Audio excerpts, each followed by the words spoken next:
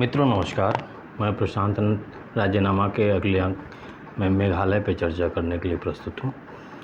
मेघालय उत्तर पूर्व का एक छोटा राज्य जिसका क्षेत्रफल 22,430 वर्ग किलोमीटर है। जनसंख्या 30 लाख लगभग, जिसमें 86% जनसंख्या जनजातीय है। ब्रिटिश भारत में शामिल होने के पश्चात 1935 के आसपास इसे असम राज्य में मिला दिया गया और 1947 में भारत की आज़ादी के बाद से ही ये मांग हो रही थी कि इन क्षेत्रों को, मेघालय के जो वर्तमान क्षेत्र हैं, उनको पृथक दर्जा दिया जाए। 1970 में उनकी यह मांग पूरी हुई और इसके लिए एक आंदोलन लंबा उन्हें करना पड़ा। आंदोलन की तात्कालिक वजह यह थी कि असमिया को पूरे आसाम में राजकीय निर्देशों की भाषा बना दिया गया। उसके बाद शांतिपूर्ण प्रदर्शन हुए। काफ़ी संघर्ष के बाद 1970 में असम के 2 ज़िलों खासी हिल्स और गारो हिल्स को मिला करके एक मेघालय स्वायत्तशासी क्षेत्र की स्थापना की गई।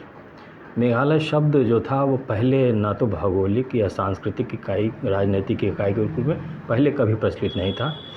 यह शब्द मूलतः एसपी चटर्जी, जो कोलकाता विश्वविद्यालय तत्कालीन उसमें भूगोल के प्रोफेसर थे और उन्होंने भारत के रीजनल ज्योग्राफी पे रिसर्च करते हुए उस क्षेत्र के लिए, खासी और गारो हिल्स के क्षेत्र के लिए मेघालय शब्द प्रयुक्त किया था। तो बेसिकली वस्तुतः यह एक विद्वान की भौगोलिक संकल्पना में आया हुआ शब्द था, जिसे बाद में राजनीतिक रूप से स्वीकार कर लिया गया। हालांकि इस पर काफ़ी विवाद हुआ, लेकिन चूंकि इसमें नृजातीय इतने समूह थे और सबकी अलग पृथक पृथक पहचान थी, सबने अलग अलग शब्दों का चयन किया इस क्षेत्र को नाम देने के लिए, इस पर विवाद रहा। अंततः सभी ने मेघालय शब्द को स्वीकार कर लिया। 1972 में इसे राज्य का दर्जा दिया गया, पूर्ण राज्य का। एकल सदनी 60 सदस्यीय विधानसभा का गठन हुआ, जिसमें 55 सीटें जनजातियों के लिए आरक्षित हैं। लोकसभा की 2 सीटें हैं और राज्यसभा की 1 सीट। अब इसकी सामाजिक संरचना पे ज़रा नज़र डालें हम, तो राज्य में 2 नृजातीय एथनिक ग्रुप्स जो हैं, उनसे संबंधित 3 जनजातियां हैं सबसे प्रमुख। खासी जनसंख्या 48%, गारो की 30.5% के आसपास, और जयंतिया जो खासी का ही एक उपसमूह है, उसकी जनसंख्या 18.5% है। इसके अतिरिक्त बंगाली 8.5%, नेपाली 2.5%, अन्य छोटे छोटे हैं जो अन्य जनजातियाँ छोटी छोटी, हाजोंग, बियाटे, कोच, तिवा, राभा, कुकी, शेख आदि। इनमें हाजोंग और राभा उल्लेखनीय है। ये बेसिकली हिंदू मत से संबंधित जनजातियाँ हैं। यदि धार्मिक प्रक्षेपण करें इस सामाजिक संरचना का, तो ईसाई धर्म राज्य में लगभग 75% आबादी ईसाई धर्म को मानने वाली है, हिंदू 12%, इस्लाम 4.5% और आदिवासी धर्म जो यहाँ का मूल परंपरागत धर्म है, उसको तकरीबन 9% लोग पालन करते हैं उसका। यहाँ के जो मुख्य जनजातीय समूह हैं, यदि हम उनकी चर्चा करें, क्योंकि उनके बिना राजनीतिक स्थिति को समझना मुश्किल है। खासी सबसे बड़ी जनजाति है, तकरीबन 48%।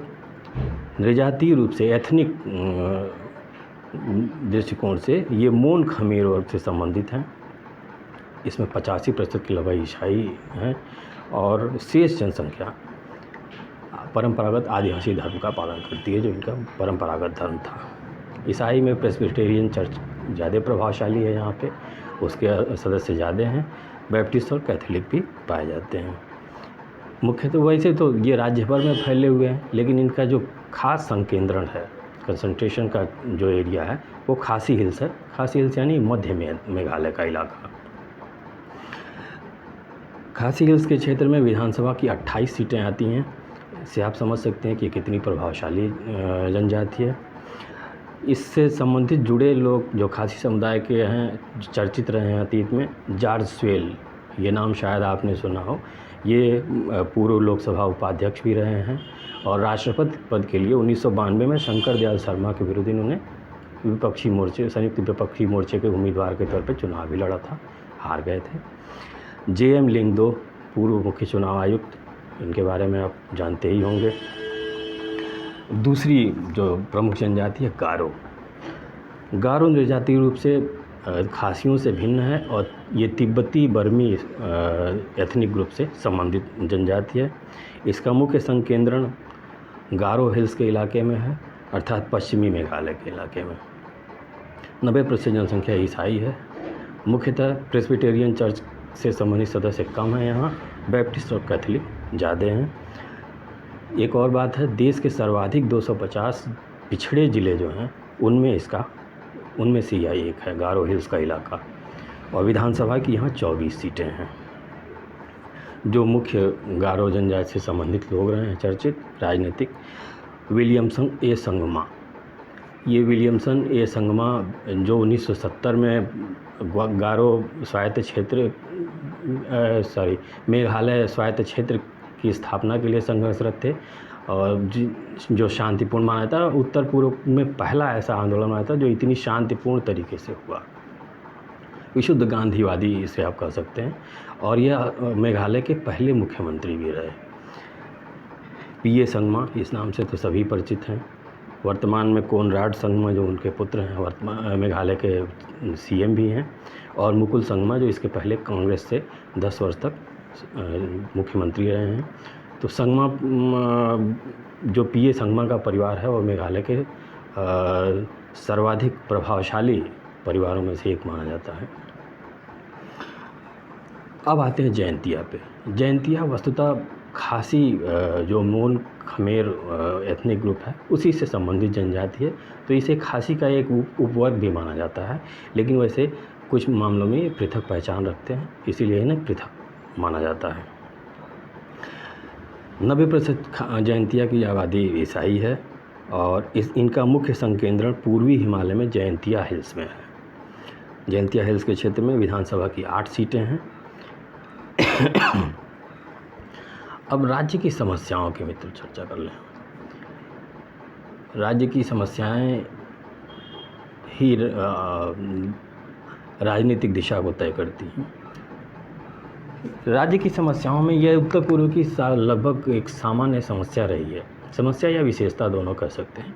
नृजातीय राष्ट्रवाद की, एथनिक नेशनलिज्म की,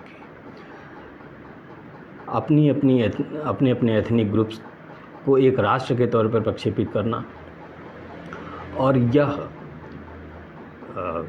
आज़ादी के बाद से ही यह समस्या रही है कि उत्तर पूर्व का विशेष भारत से या कहें भारतीय राष्ट्रवाद से जुड़ाव नहीं हो पाया।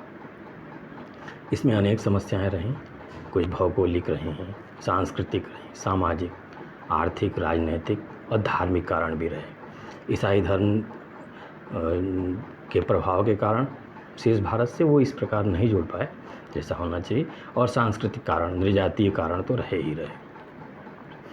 तो इस नृजातीय राष्ट्रवाद जो एथनिक नेशनलिज्म है, इसने एक पृथक पहचान पे हमेशा जोर दिया और इसका भारतीय राष्ट्रवाद से आरंभ से ही टकराव रहा।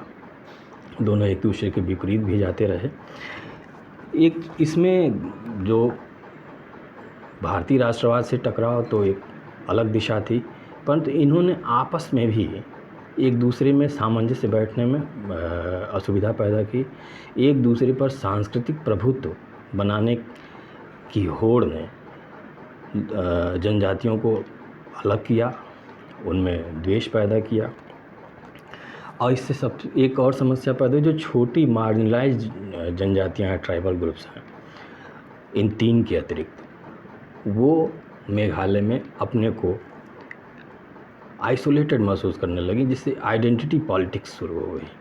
छोटी जनजातियों में भी, बड़ी में तो पहले से एथनिक नेशनलिज्म की भावना थी ही, और इन सब ने मिलकर इन स्थितियों को काफ़ी जटिल बना दिया। उसके बाद जो गैर जनजातीय लोग यहाँ बसे हुए थे उनको लेकर के एक रेशियल पूर्वाग्रह भी यहाँ मौजूद है। तो पहली ये समस्या है नृजातीय राष्ट्रवाद की, जिससे ये सारे ग्रुप जो सारा राज्य इससे प्रभावित है। इसके परिणाम क्या हुए? इसके परिणाम हुए कि अलगाव की, आपस में अलगाव की भावना हुई, भारतीय राष्ट्रवाद से टकराव इसका शुरू से ही रहा, ये मैंने बताया ही। अब सारे ग्रुप अपने लिए आरंभ में तो पृथक राष्ट्र की मांग से इन्होंने आरंभ किया, सभी अपने लिए पृथक राष्ट्र चाहते थे। इसके लिए अनेक आतंकवादी उग्रवादी संगठन बने, इनमें कुछ निश्चित रूप से जो भारत के विरोधी देश थे उन्होंने भी इनमें योगदान किया, चर्च का भी इसमें योगदान रहा। खासी प्रभुत्व वाले मेघालय की बात करता था, कभी खासी सॉवरेंटी के लिए मिलिटेंट आउटफिट्स बने, गारो पृथक स्वतंत्र गारो राज्य के लिए संघर्ष करते रहे। जयंतिया की भी कुछ यही मांग थी कि जयंतिया किंगडम हमारी थी पहले जो ब्रिटिश भारत के समय, उसके सपने को सामने रख के ये पृथक जयंतिया राज्य की मांग करते रहे। कुल मिलाकर राज्य में इन 3 जो बृहद जनजातीय समूह हैं उनमें मतैक्य नहीं है। इसमें प्रमुख जो आतंकवादी संगठन थे जिनका खासा जोर था, HNLC जो खासी डोमिनेटेड मेघालय चाहता था, जिसमें गारो लोग न रहें। ऐसे ही GNLA, गारो नेशनल लिबरेशन आर्मी, यह एक सॉवरेन गारो स्टेट चाहता था। धीरे धीरे इन सब की शक्ति कमज़ोर होने लगी और वर्तमान में ये हैं, निष्क्रिय हैं, परंतु इनका अस्तित्व समाप्त नहीं हुआ है, इन भावनाओं का भी नहीं हुआ है। हालांकि ये सभी मार्जिनलाइज्ड हो चुके हैं, इस तरह की सोच रखने वाले भी, लेकिन हैं, और ये एक समस्या बनी हुई है। दूसरी जो सबसे बड़ी समस्या है वहाँ की, सबसे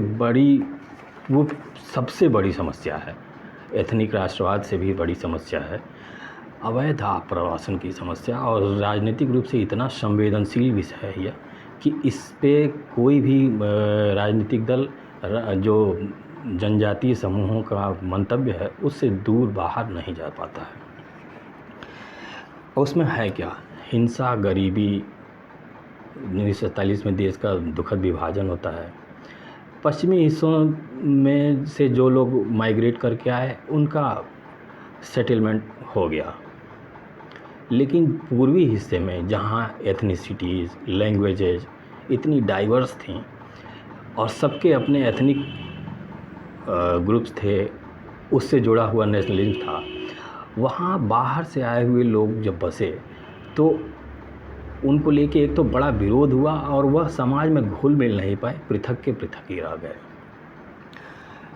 थोड़ा और पीछे हम ब्रिटिश भारत के समय जाएं तो ब्रिटिश भारत के समय मेघालय का जो इलाका है, उसे स्कॉटलैंड कहते थे, स्कॉटलैंड ऑफ द ईस्ट, वहाँ नए व्यापार केंद्र खुले, आर्थिक गतिविधियाँ बढ़ीं।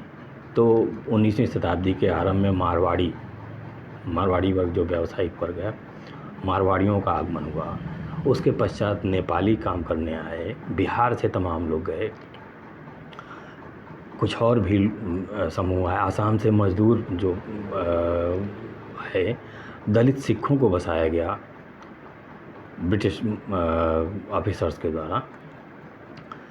ये सारे समूह वहाँ की जनसंख्या के साथ इनका सामान्य तालमेल नहीं बैठ पाया, क्योंकि एक तो ये जनजातीय थे और अपनी पृथक पहचान के लिए संघर्षरत थे, हमेशा काशिश रहते थे उसके लिए। इन समूहों को उन्होंने हमेशा बाहरी माना, अवैध माना, और कुछ चर्च और राजनीतिक संगठनों ने ये प्रचार भी किया कि ये धीरे धीरे डोमिनेट हो जाएंगे हमारी संस्कृति को, हमारे धर्म को, और हमें ये समाप्त कर देंगे। इसके बाद समस्या तब ज़्यादा गंभीर हुई जब बड़ी मात्रा में बांग्लादेश से अवैध आप्रवासन होने लगा। इसमें 2 कारण थे, कुछ तो गरीबी और दूसरे धार्मिक रूप से उत्पीड़ित प्रताड़ित जो हिंदू थे वो वहाँ से पलायित होकर के बांग्लादेश से मेघालय, चूँकि निकट था, मेघालय बांग्लादेश से सटा हुआ है, खासकर जो बांग्लादेश का मैमनसिंह का इलाका है और सिलहट का, उन इलाकों से बड़ी भारी मात्रा में अवैध आप्रवासन हुआ मेघालय में। और इसने एक नई समस्या को जन्म दिया जो राजनीतिक रूप से राज्य में सर्वाधिक संवेदनशील समस्या है। इसी क्रम में जो CAA हमारे यहाँ आया था, CAA का जिन क्षेत्रों में सबसे ज़्यादा विरोध हुआ उनमें मेघालय भी एक था। 2018 में दलित सिखों को लेकर जो हिंसा हुई थी उसकी घटनाएं आपने सुनी ही होंगी। इसके पहले भी 1979 में बंगालियों पे, 80 के दशक में 86-87 के आसपास नेपालियों पे, बिहारियों पे हमेशा कुछ न कुछ समस्याएं पैदा होती रहती हैं। स्थानीय लोग इन्हें स्वीकार नहीं करते हैं, इनके साथ दुर्व्यवहार करते हैं और इसको लेकर के बड़ी समस्या है। कोई भी राज्य सरकार, क्योंकि सारे समूहों का इस बिंदु पर एक मत है कि अवैध आप्रवासियों को बाहर निकाला जाए, कोई भी सरकार इसके विरुद्ध उतनी प्रखरता से, दृढ़ता से नहीं बोल पाती है। यह एक महत्वपूर्ण विषय है। तीसरी समस्या जो है यहाँ की वो पर्यावरण से जुड़ी। हाँ, एक चीज़ और, अवैध आप्रवासन को ही रोकने के लिए राज्य में ILP इनर लाइन परमिट जो पूर्वोत्तर के अन्य राज्यों में है, जिसमें कि बाहरी लोगों को, भले ही वो भारतीय हों, राज्य में प्रवेश करने के लिए अनुमति लेनी पड़ती है। उसके अनुमति के ही बाद वो राज्य में प्रवेश कर पाते हैं। उसकी मांग यहाँ पे बड़ी तेज़ जोर पकड़ रही है और ये एक राजनीतिक मुद्दा हो गया है। राज्य में खासी और गारो, खासकर युवा संगठन, जो छात्र संगठन है, वो इस आंदोलन के पीछे हैं। वो चाहते हैं कि इनर लाइन परमिट की व्यवस्था यहाँ की जाए ताकि अवैध आप्रवासन को रोका जा सके। कुछ पर्यावरणीय मुद्दे भी हैं। आप जानते होंगे कि मेघालय जैव विविधता से भरपूर राज्य है और यहाँ की जनजातियों में खासकर गारो और विशेषकर जयंतिया में शिफ्टिंग कल्टीवेशन, झूम कृषि जिसे आमतौर पर कहा जाता है, उसकी प्रथा है। उसकी वजह से पर्यावरणीय समस्याएं पैदा होती हैं और बार बार पर्यावरणविद और नेशनल ग्रीन ट्रिब्यूनल इन्होंने जोर दिया इसको बैन करने के लिए, क्योंकि जनता से जुड़ा मुद्दा है। ये लोग इसे अपने धर्म पे भी आघात मानते हैं, अपनी परंपराओं पे भी। ये इसे एक धार्मिक कार्य की तरह देखते हैं कि उनके देवताओं ने इसे परंपरागत रूप से इसके लिए कहा हुआ है, इस तरह की कृषि की जाए। तो एक संवेदनशील विषय है, हालांकि ये हल्का है लेकिन ये एक संवेदनशील विषय है। इसके साथ ही यूरेनियम और कोयले के अवैध उत्खनन का मुद्दा भी राज्य की राजनीति पर छाया रहता है। तो ये कुछ महत्वपूर्ण मुद्दे हैं जो राज्य की राजनीति को प्रभावित करते हैं और राजनीतिक दलों की दिशा को तय करते हैं। अब इसके बाद हम राजनीतिक दलों के बारे में ज़रा जान लें। राज्य के कौन से मुख्य राजनीतिक दल हैं। सबसे बड़ी महत्वपूर्ण जो पार्टी है उसकी अगर हम बात करें तो नेशनल पीपुल्स पार्टी NPP। इसके फाउंडर संस्थापक PA संगमा, पूर्णो अंत्योग संगमा रहे हैं। इस नाम से तो आप सभी परिचित हैं। NCP से इन्होंने पृथक होकर के और इस दल का गठन किया। वर्तमान में इसके नेता कोनराड संगमा, उनके पुत्र जो मेघालय के मुख्यमंत्री भी हैं, वो इसके नेता हैं। सबसे बड़ी महत्वपूर्ण बात यह है कि 2019 में इसे राष्ट्रीय दल का दर्जा प्राप्त हुआ और पूरे पूर्वोत्तर क्षेत्र में नॉर्थ ईस्ट से पहली ऐसी पार्टी है, पहला दल है जिसे कि नेशनल पार्टी का दर्जा मिला हुआ है, क्योंकि लगभग पूर्वोत्तर के हर राज्य में इसकी उपस्थिति है। बेस इसका बेसिकली ट्राइबल है, ट्राइबलिज्म पे आधारित पार्टी है। इसकी घोषणा PA संगमा ने ही कर दी थी कि हम इसे राज्य से बाहर भी विस्तार देंगे, लेकिन यह एक जनजातीय पार्टी ही रहेगी। मेघालय में 2018 के चुनाव में इसे 19 सीटें प्राप्त हुई थी। अरुणाचल में भी अब इसे 5 सीटें मिली हुई हैं। मणिपुर में 4, नागालैंड में 2, लोकसभा में 1 सीट और राज्यसभा में 1 सीट। 2018 से इसकी सरकार है राज्य में। इसने कांग्रेस को हरा करके और 2018 में अपनी सरकार बनाई। 2018 में इसे 19 सीटें प्राप्त हुई और इसने UDF की 8 सीटें, UDF, PDF और BJP सबको मिला करके एक मोर्चे का गठन किया, मेघालय डेमोक्रेटिक अलायंस। उसके तहत सरकार बनी हुई है इसकी। 2018 में इसे 20.6% सीटें प्राप्त हुई और कोनराड संगमा वर्तमान में मुख्यमंत्री हैं इसी दल के मेघालय में। दूसरी जो पार्टी है जो कि यूनाइटेड डेमोक्रेटिक पार्टी UDP, वह महत्वपूर्ण क्षेत्रीय दल है। 1997 में इसकी स्थापना हुई EK माओलांग के द्वारा और वर्तमान में इसके नेता हैं डॉन कूपर राय। 8 सीटें 2018 के चुनाव में इसे प्राप्त हुई। बेसिकली ये क्षेत्रीयता वाली और खासी प्रभुत्व वाली पार्टी है। खासी क्षेत्रों में इसका खास प्रभुत्व है। एक और दल है hill state people's democratic party. Basically ये गारो इलाकों में प्रभुत्व वाली पार्टी है। HS लिंग 2 इसके नेता हैं। यह नेशनल डेमोक्रेटिक अलायंस का हिस्सा भी है। और एक और गारो नेशनल काउंसिल है, GNC। इसकी स्थापना 1948 में ही हो गई थी और शुरू से ही इसकी एक ही मांग रही है, एक पृथक गारो बहुल राज्य बनाया जाए। मेघालय में खासी बहुलता के स्थान पे एक हमारा अलग राज्य हो। बोस्टन मोनाक इसके संस्थापक नेता थे। अब ये तो हो गई क्षेत्रीय दलों की बात, जिनके इर्द गिर्द राज्य की राजनीति अक्सर घूमती रहती है। लेकिन राष्ट्रीय दलों की स्थिति देखें, राष्ट्रीय दलों में कांग्रेस की चर्चा के बिना इस राज्य की राजनीतिक चर्चा अधूरी रह जाएगी। मित्रों, कांग्रेस पूर्वोत्तर में ही लगभग सामान्य तौर पे, नागालैंड को इस समय छोड़ दिया जाए तो लगभग सभी राज्यों में एक सशक्त पार्टी रही है। इसका जनाधार रहा है, बेस रहा है राष्ट्रीय दलों में। और इतनी क्षेत्रीयता रीजनलिज्म की भावना के बाद भी कांग्रेस ने पर्याप्त विस्तार दिया है। लंबे समय तक लगभग सभी राज्यों में शासन किया है, इसकी सरकारें रही हैं।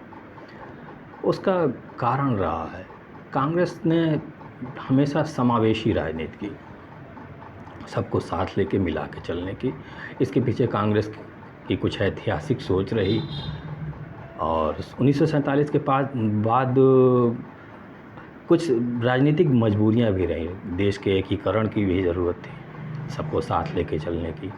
तो इस समावेशीकरण के कारण कांग्रेस स्वीकार्य रही, उत्तर पूर्व में ग्राह्य रही और लोगों ने इसे मौका भी दिया। ये अवश्य है कि किसी भी राजनीतिक दल ने, जो राष्ट्रीय राजनीतिक दल हैं, उनका व्यवहार भी क्षेत्रीय दलों की ही तरह, और जो भी मुद्दे राज्य की उन क्षेत्रों की जनता से जुड़े हुए हैं, उनमें उन्होंने क्षेत्रीय दलों की ही लाइन टोकी, उन्हीं की तरह बर्ताव किया। कभी उससे ऊपर उठ के राष्ट्रीयता की भावना से काम नहीं किया। और कांग्रेस चूँकि इस लाइन को टो करती रही, इसलिए कभी चर्च को भी कोई आपत्ति नहीं हुई इन क्षेत्रों में। तो कांग्रेस कुल मिलाकर यहाँ काफ़ी मजबूत स्थिति में है। 2008 से लेकर 18 तक उसकी सरकार रही है। मुकुल संगमा इसके नेता रहे हैं और वर्तमान में भी काफ़ी प्रभावशाली है। 2018 में इसे 17 सीटें प्राप्त हुई, 28.5% मत प्राप्त हुए, जबकि 2013 के चुनाव में इसे 34.8% मत प्राप्त हुए थे। घटाव पे तो है, लेकिन यह कोई स्थायी नहीं है। राज्य में व्यापक जनाधार है इस दल का, और यदि पार्टी ध्यान दे तो यहाँ बेहतर कर सकती है।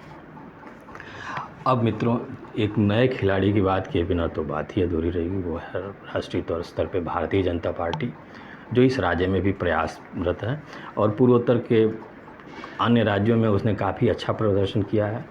उन प्रदर्शनों के पीछे कारण उसकी राजनीतिक सोच कम, दो बातें जिम्मेदार रही। एक तो उसने हमेशा इन क्षेत्रों में, खासकर ईसाई बहुल क्षेत्रों में, उसने खुद डेवलपमेंट पे फोकस किया, विकास पे फोकस किया। इसके अलावा किसी और मुद्दे पे उसका जोर नहीं रहा। और दूसरी, उन्होंने सशक्त क्षेत्रीय दलों से गठबंधन किया। गठबंधन का फ़ायदा उसे मिला। इन नागालैंड में भी देखते हैं, जहां चर्च के व्यापक विरोध के बाद और नगा हो संगठन के विरोध के बावजूद उसे 12 सीटें प्राप्त हुई। उसमें उसके जनाधार के विस्तार का बहुत कारण नहीं है, वो उन क्षेत्रीय दलों का है जिनके साथ उन्होंने चुनाव पूर्व गठबंधन किए और उसके वजह से उनको वोट शिफ्ट हुए हैं। ऐसी ही कोशिश इसने भी किया। यहाँ इसका कोई व्यापक जनाधार नहीं है, कोई संगठनात्मक ढांचा नहीं खड़ा हुआ है राज्य में। एक तो ईसाई बहुलता, भारतीय जनता पार्टी के साथ कई समस्याएं रही हैं आराम से ही। जब ये सत्ता में नहीं आई थी तब से गो हत्या निषेध संबंधी मामलों पे समर्थन के कारण मेघालय जैसे ईसाई बहुल राज्य में ये अलोकप्रिय पार्टी रही है, क्योंकि यहाँ चूँकि जनसंख्या काफ़ी गरीब है और ऐतिहासिक रूप से भी ये जनजातीय इलाके रहे हैं, तो इनमें जनजातीय धर्म में गोमांस खाने की परंपरा रही है। उसके बाद इन्होंने ईसाई उसके पश्चात ये ईसाई प्रभाव में आ गए, तो भी ये परंपरा कायम रही और इनके लिए प्रोटीन का एक सस्ता स्रोत गोमांस है। भारतीय जनता पार्टी जब सत्ता में आई तो इसके कई राज्यों ने गोवध विरोधी कानून पारित किए और उसके वजह से यहाँ एक आशंका रहती है इनको लेके, संदेह की दृष्टि से देखे जाते हैं आरंभ से ही। तो एक तो मुद्दा बीफ का है जिसकी वजह से भारतीय जनता पार्टी को यहाँ स्पेस नहीं मिल पाया। दूसरी बात, जो अवैध आप्रवासी हैं, विशेषकर जो हिंदू धर्म से संबंधित हैं, उनको लेके इनका रुख बड़ा ही सॉफ्ट रहा है आरंभ से ही। और तो सीए भी इन्होंने पास कर दिया, तो उससे भी राज्य की जनता इनको लेके काफ़ी सशंकित रहती है। और तीसरी चीज़ जो चर्च ने और जो विरोधी राजनीतिक दल ने, विशेष रूप से राष्ट्रीय स्तर पे कांग्रेस ने, उसने फैलाया एक हिंदू नेशनलिज्म को लेके कि ये एक हिंदू नेशनलिज्म के अप्रोच वाली पार्टी है और अगर यह सत्ता में आती है तो हमारा हिंदूकरण करने का प्रयास करेगी और हमारी पहचान, पृथक पहचान, हमारे धर्म, संस्कृति को खतरा है। इन सब कारणों से राज्य में भारतीय जनता पार्टी पर्याप्त रूप से विकसित नहीं पाई। हालांकि अब काफ़ी नई है मेघालय के संदर्भ में, कांग्रेस तो आरंभ से ही रही है। तो जो मेघालय में भारतीय जनता पार्टी का कोर वोट है वो मुख्यतः दो पे आधारित है। एक तो बंगाली अवैध तो अब नहीं कहेंगे उन्हें, लेकिन बंगाली अप्रवासी जो हैं, बंगाली वो बाहर से आए हुए बिहारी, नेपाली जो लोग बसे हुए हैं वहाँ पे मतदाता हैं, उनमें इनका प्रभाव है। और जो मार्जिनाइल जनजातियाँ हैं, हालांकि उनमें ईसाई भी हैं, हिंदू जनजातियाँ भी हैं, उनमें इनका प्रभाव है क्योंकि वो खुद को राज्य की मुख्य धारा में उपेक्षित महसूस करती हैं, इसलिए विकल्प के तौर पे भारतीय जनता पार्टी की तरफ मुड़ रही हैं। हालांकि उनका इतना ज़्यादा जनसंख्या नहीं है कि वो राज्य की राजनीति पे कोई व्यापक प्रभाव डाल पड़े, परंतु वो ऐसा रुझान देखा गया है कि भारतीय जनता पार्टी की तरफ उनका झुकाव है। भारतीय जनता पार्टी ने राज्य के चुनाव में 2 सीटें प्राप्त की हैं और इसका गठबंधन था एनपीपी से, नेशनल पीपुल्स पार्टी से।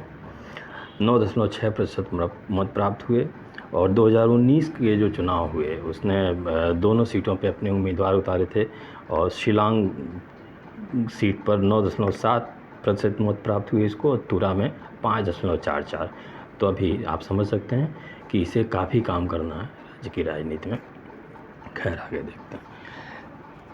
पूर्वोत्तर के जितने भी जनजातीय राज्य हैं, जो भी राज्य हैं, वो सभी लगभग जनजाति हैं और उनमें मैंने आपको अपने पहली श्रृंखलाओं में बताया था कि छठी अनुसूची में उनको रखा गया उनके प्रशासन के लिए, उनके विषयों के निर्धारण के लिए, स्थानीय स्वशासन के लिए ऑटोनॉमस डिस्ट्रिक्ट काउंसिल्स की स्थापना की गई। जैसे मिजोरम में हमने देखा, पूरे पूर्वोत्तर में 10 इस तरह के ऑटोनॉमस डिस्ट्रिक्ट काउंसिल्स बनाए गए हैं जो विशेष रूप से जनजातीय जनसंख्या वाले क्षेत्रों को के प्रशासन के लिए, उनके स्थानीय स्वशासन के लिए स्थापित किए गए हैं। ये भी राजनीतिक दलों के आधार पर इनका चुनाव होता है और उसके आधार पर ये कार्य करते हैं। मेघालय में 3 ऑटोनॉमस डिस्ट्रिक्ट काउंसिल्स हैं, Khasi hills autonomous district council, Garo hills autonomous district council और Jaintia hills autonomous district council. इन 3 काउंसिल्स को मुख्यतः स्थानीय स्वशासन के लिहाज से देखें कि इन्हें व्यापक अधिकार मिले हुए हैं और इनको न्यायिक अधिकार भी कुछ हैं। इनके चुनाव की बात करें मित्र, तो अभी 2021 में गारो हिल्स ऑटोनॉमस डिस्ट्रिक्ट काउंसिल के चुनाव हुए हैं। इससे आपको राज्य में की वर्तमान तस्वीर दिखेगी, क्योंकि ये बेसिकली एक तरह से राज्य की राजनीति का प्रक्षेपण करते हैं। कांग्रेस को इसमें 12 सीटें प्राप्त हुई हैं, सबसे बड़े दल के रूप में उभरी है। नेशनल पीपुल्स पार्टी को 11 सीटें और भारतीय जनता पार्टी को 2 सीटें। खासी हिल्स ऑटोनॉमस डिस्ट्रिक्ट काउंसिल की बात करें तो यहाँ कांग्रेस को 10 सीटें मिली हैं, एनपीपी को 7 सीटें, यूडीएफ को 6 सीटें और Jaintia hills autonomous district council में एनपीपी को 12 सीटें, यूडीपी को 10 सीटें और इंडियन नेशनल कांग्रेस को 2 सीटें। इस प्रकार कुल मिला के आप देख सकते हैं कि राज्य की राजनीति में क्षेत्रीय दलों का, एनपीपी का और यूडीपी का प्रभाव है। कांग्रेस एक बड़ी प्लेयर है यहाँ की राजनीति में, जिसका व्यापक आधार है, लगभग हर क्षेत्र में आधार है। और भारतीय जनता पार्टी अभी नई शुरुआत वाली पार्टी है और उस हिसाब से अभी उसे बहुत कुछ करना है। तो मित्रों, ये चर्चा तो रही मेघालय की, आपको कैसी लगी आप अवश्य हमें बताएं। और अगर वीडियो पसंद आए तो उसे लाइक, शेयर और सब्सक्राइब अवश्य करें। हमें कमेंट में अपनी बात ज़रूर बताएं। अगले अंक में फिर हम अरुणाचल प्रदेश पे चर्चा करेंगे।